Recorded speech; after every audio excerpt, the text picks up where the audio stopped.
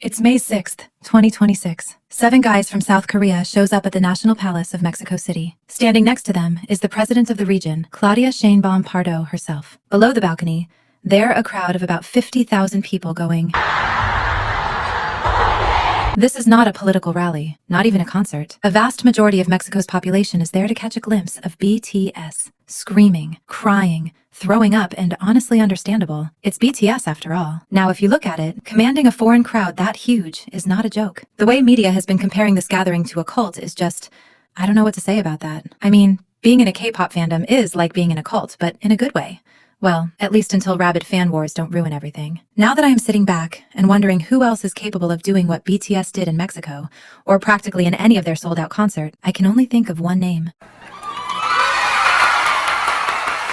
Michael Jackson has been gone for a little over a decade. He is not here in flesh anymore, but his legacy is still unbeatable and unrivaled. This man amassed insane crowds before the whole internet, streaming, and fan service era existed. Now I got a special reason behind making this video. I come from an era when I knew Michael Jackson's name even before I saw his face, while my entire family knew about him even though they don't really understand English. And as I doom scroll on Twitter and Reddit, I have come across some blatant comparisons between BTS and Michael Jackson. There is no doubt that most of these comparisons are made by tone-deaf teens with media literacy which is limited to K-pop and the cute boys from Korea who are out of their league and fate, to be exact. And I have nothing against teens because, hello, I have been a teenager as well. But now that I am a full-fledged, tax-paying adult in this crumbling economy who has worked in this media industry, I got something to say about this comparison thingy. So the biggest unresolved question of the hour is Michael Jackson versus BTS, the king of pop versus the kings of K-pop, the blueprints of global music dominance versus the 21st century revolution that rewrote every rule the Western music industry thought was permanent. And before y'all jump on your keyboards and go berserk, yes, I do have preferences just like a normal human being,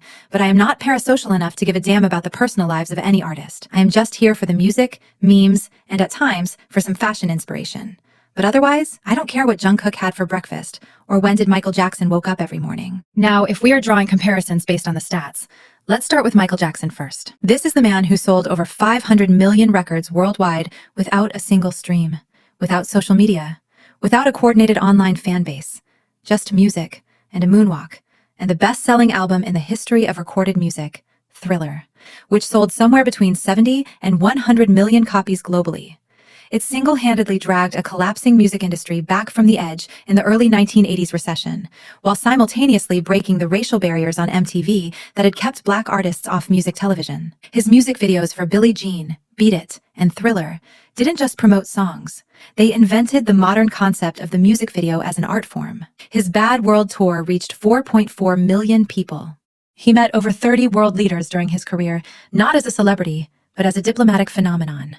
Guinness World Records named him the most successful entertainer of all time, with 39 official world records to his name, 834 total awards, including 13 Grammys, 8 of which he won in a single night in 1984. And his cultural fingerprints are literally everywhere you look. The founders of SM Entertainment and JYP Entertainment, the two biggest K-pop labels that exist today, both cited Michael Jackson as their primary inspiration, directly implying that the entire K-pop industry, including BTS, exists in the shadow of what Michael Jackson built. I mean, what is K-pop without pop, right? And then you have BTS, 7 guys from South Korea who walked into a Western pop music system that wasn't designed for them and didn't want them, and completely dismantled it from the inside out, becoming, in 2019, the first group since the Beatles to score 3 #1 Billboard 200 albums in under a year. Their single, Dynamite, became the first song by a South Korean act to debut at #1 on the Billboard Hot 100. Butter spent 10 weeks at #1,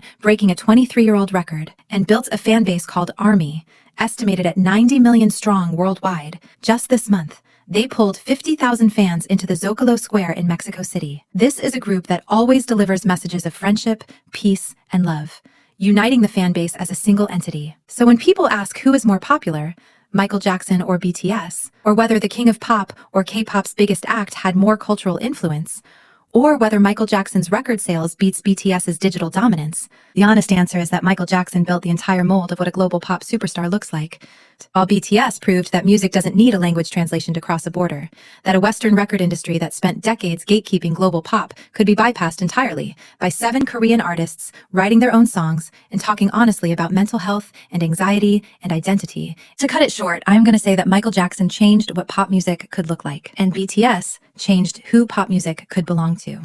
Now that I have shared my thoughts with receipts, music was never about drawing comparisons with another artist or debating about who paved the way. It was always about supporting your favorite artists, adding some color to your mundane life, and if you got your pockets full, you can invest in the merch, concerts, and albums. So if you are one of those people who was being a keyboard warrior on social media, go get a life, find a job, focus on your education, and don't invest in fan wars. BTS or any other artist, they don't give a damn about your hate comments, comparisons, and fan wars. And well, now the comment section is all yours. Signing off. 아, 제발, 플리즈, 제발, 스톱, 제발.